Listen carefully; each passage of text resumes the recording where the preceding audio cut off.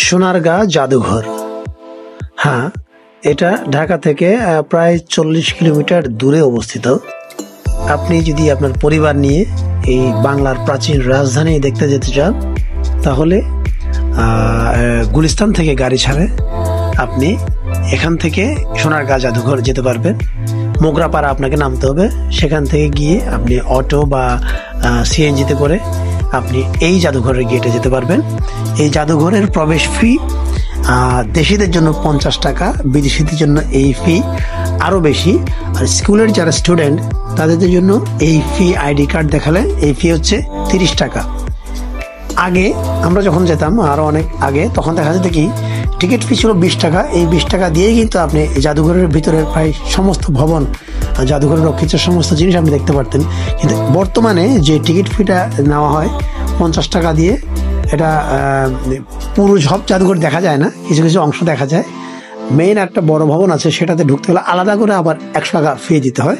বিদেশিদের জন্য এই ফি 200 টাকা। মজার ব্যাপার হচ্ছে, এখানে যদি আপনি আপনার বাচ্চা কাচ্চাদের নিয়ে যেতে চান, তাহলে তাদেরকে কিন্তু শিক্ষণীয় অনেক কিছু দেখাতে পারবেন।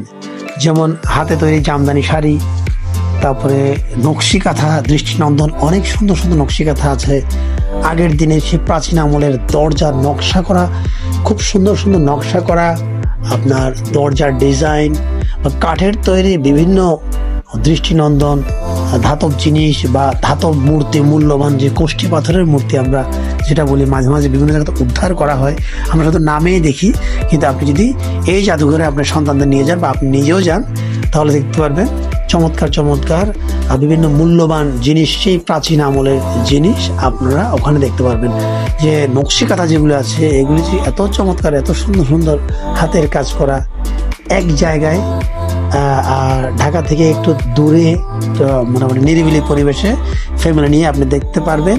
তবে আপনি এই ঢাকা সোনারগাঁ জাদুঘরে যদি আসতে, একটা জিনিস মাথায় রাখতে হবে, এখানে বন্ধের দিন কিন্তু হচ্ছে আপনার বুধ এবং বৃহস্পতিবার।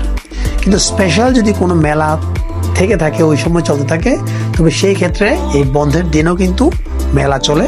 তাহলে ঘুরে আসুন পরিবার নিয়ে সোনারগাঁ জাদুঘর থেকে।